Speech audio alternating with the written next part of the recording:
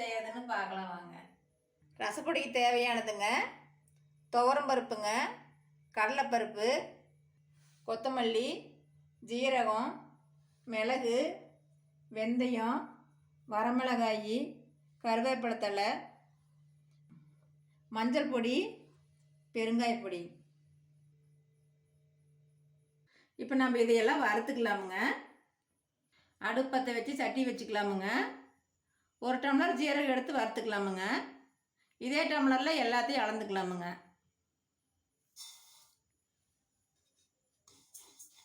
எண்ணெய் ஊற்றாமல் வறுத்துக்க வேணுமுங்க. எல்லாத்தையுமே எண்ணெயே விடக்கூடாதுங்க, அப்போ தான் நல்லாயிருக்கும். சீரகம் செவந்துருச்சுங்க. நம்ம சீரகம் செவந்தோடனே எடுத்துக்கலாமுங்க.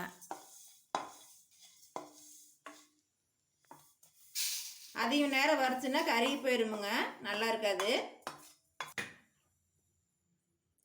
ஜீரகம் அளந்த டம்ளர்லேயே 1/2 டம்ளர் கொத்தமல்லி போட்டுக்கலாமுங்க.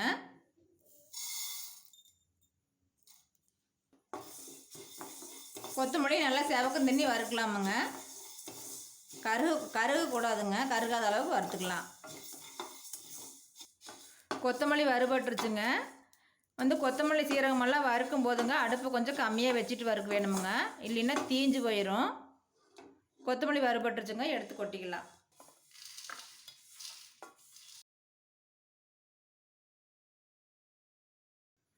கால் டம்ளர் மிளகு போட்டுக்கலாமுங்க. மிளகு சூடானா போதுமுங்க, எடுத்துக்கலாம். அதிகமாக மிளகு வறுபட தேவையில்லை. இப்படி எடுத்து பார்த்தா சூடானா போதுமுங்க, எடுத்துக்கலாம். மிளகு வறுபட்டுருச்சுங்க, இப்போ எடுத்துக்கலாம்.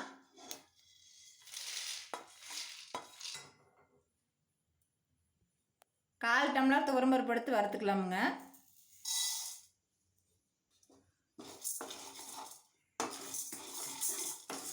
பாருங்கள், துவரம் பருப்பு கலர் மாறிடுச்சுங்க. பருப்பு வறுபட்டுருச்சு. இப்போ நம்ம எடுத்து கொட்டிக்கலாம்.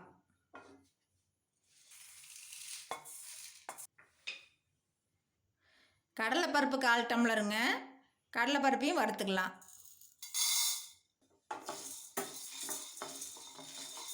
கடலைப்பருப்பு வறுபட்டுருச்சுங்க, இப்போ எடுத்து கொட்டிக்கலாமுங்க.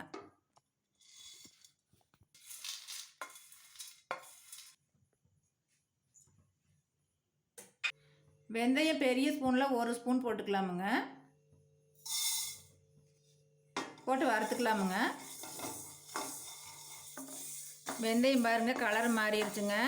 வெந்தயம் வறுக்கும் போது நல்லா மணம் வர வேணுமுங்க. மணம் வந்த பிறகு எடுத்து கொட்டிக்கலாமுங்க. வறுபட்டுருச்சுங்க, எடுத்து கொட்டிக்கலாம்.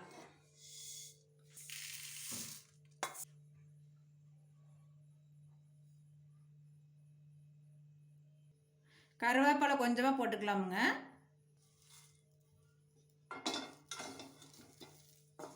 நல்லா போட்டு வறுத்துக்கலாமுங்க. கருவேப்பிலை நல்லா மொறுமொறுன்னு வர வேணுமுங்க. பாருங்கள், கருவேப்பிலை நல்லா வறுபட்டுருச்சு. இப்போ கருவேப்பிலை எடுத்து கொட்டிக்கலாமுங்க.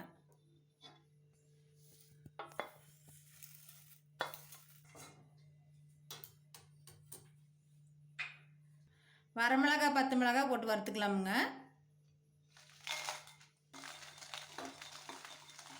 மிளகாய் போட்டு கைவிடாமல் இப்படி களைச்சிட்டே இருங்க, இல்லைன்னா மிளகாய் தீஞ்சு போயிடும். மிளகாய் வறுபட்டுருச்சுங்க, இப்போ எடுத்து கொட்டிக்கலாமுங்க.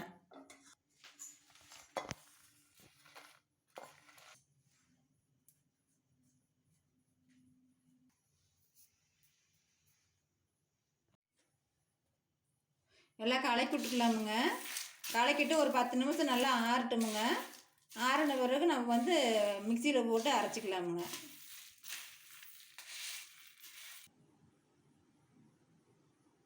பாருங்கள், சூடு நல்லா ஆறிடுச்சுங்க. இப்போ நம்ம ஒரு மிக்சி ஜாரில் போட்டு அரைச்சிக்கலாமுங்க. இப்போ கொட்டிக்கலாமுங்க எல்லாத்தையும்.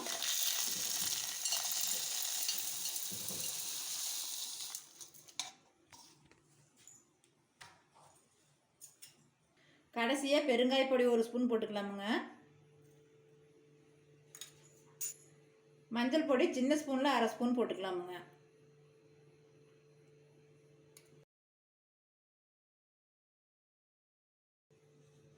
இப்போ வந்து இது நைஸாக அரைச்சிக்கலாமுங்க. பாருங்கள், நல்லா அரைப்பட்டுருச்சுங்க. பாருங்கள், ரசப்பொடி அரைச்சாச்சுங்க. இந்த மாதிரி அரைச்சிக்கலாமுங்க.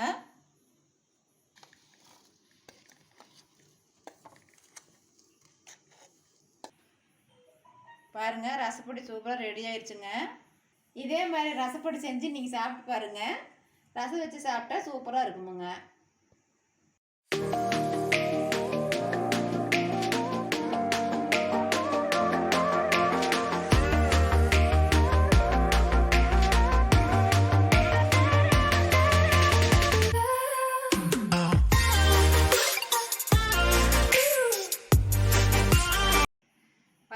ரசப்பொடி சூப்பராக ரெடி ஆயிடுச்சுங்க.